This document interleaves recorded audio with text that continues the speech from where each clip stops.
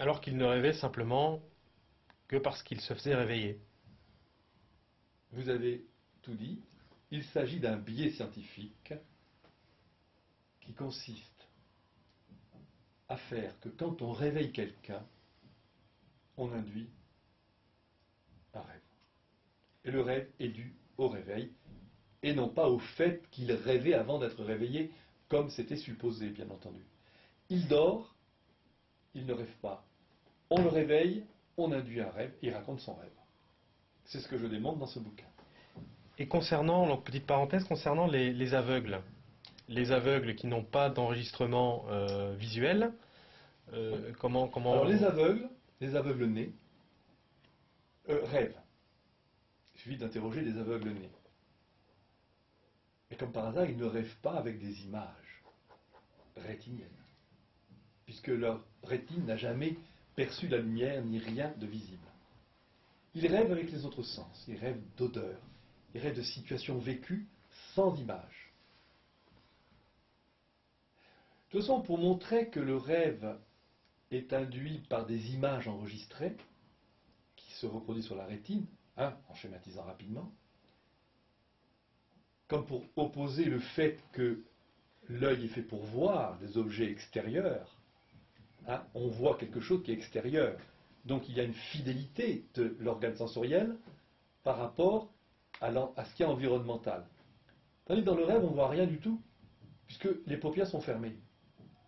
Par conséquent, ce qui se produit sur la rétine ne peut être qu'une reproduction enregistrée cérébralement, mais il fallait alors que cette excitation neuronale qui se reproduit sur la rétine soit induite, cette excitation, par quelque chose qui vient stimuler ce neurone.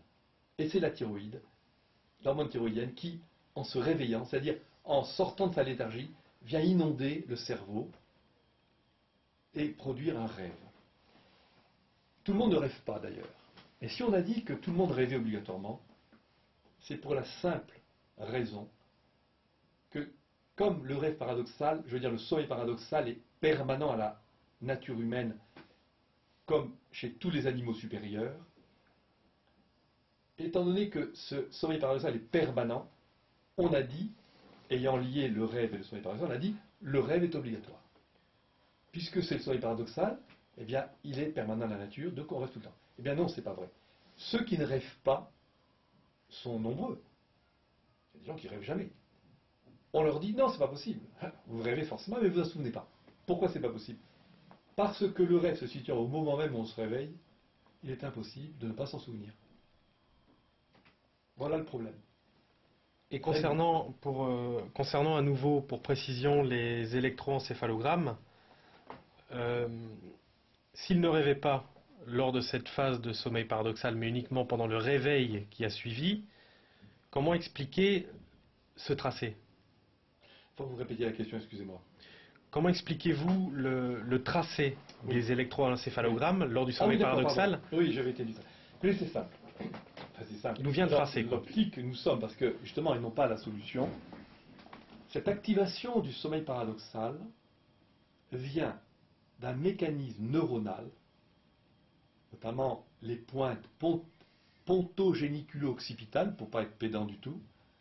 On appelle ça les pointes PGO, c'est un centre nerveux excitateur. Occipital, c'est en relation avec, comme par hasard, la rétine, qui vient stimuler, en tant qu'automatisme puissant, qui vient stimuler, enfin qui vient se manifester plutôt, cet automatisme, au moment où le sommeil est le plus profond. La décroissance thyroïdienne au cours d'une heure et demie va induire une léthargie thyroïdienne telle qu'à un moment donné se déclenche un automatisme nerveux vital, de manière que ne s'arrête pas le fonctionnement thyroïdien. Sinon, on pourrait penser que la thyroïde va s'arrêter elle va mourir de sa belle mort, elle va s'arrêter de fonctionner, puisque cette décroissance n'aurait plus ce qu'il faut pour s'arrêter, pour devenir étale, pour essayer de faire que l'organisme se repose complètement pendant 20 minutes de façon totale, puisque vraiment il y a un repos complet là, il y a un sommeil très profond.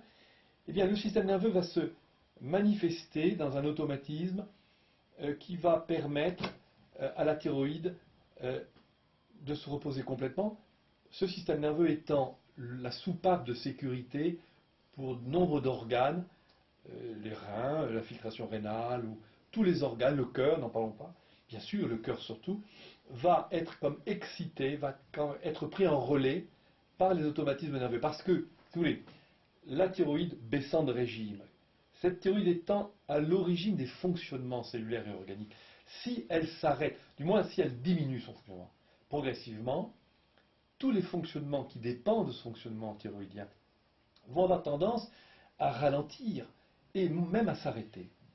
Or, à ralentir, oui, c'est acquis, puisque ce ralentissement thyroïdien produit effectivement un ralentissement fonctionnel général. Mais quand arrive l'extrême hypofonction de la thyroïde, il y aurait comme sorte de danger de l'arrêt thyroïdien. Et alors, il y a une excitation nerveuse automatique, il y a une sorte d'équilibre permanent entre thyroïde et système nerveux. Ça a été montré dans d'autres phénomènes, on ne va pas tout dire ici. Simplement sachons que le système nerveux prend en relais cette hypofonction thyroïdienne, de telle façon qu'au moment du sommeil paradoxal, il y a un éréthisme nerveux vraiment intéressant à noter, une excitation nerveuse automatique qui vient compenser cette léthargie thyroïdienne pendant à peu près 20 minutes. Puis après cette période, la thyroïde reprend et va se remettre à refaire une descente aux enfers, après avoir été comme remontée pendant un moment. Et donc elle va refaire un nouveau cycle de sommeil.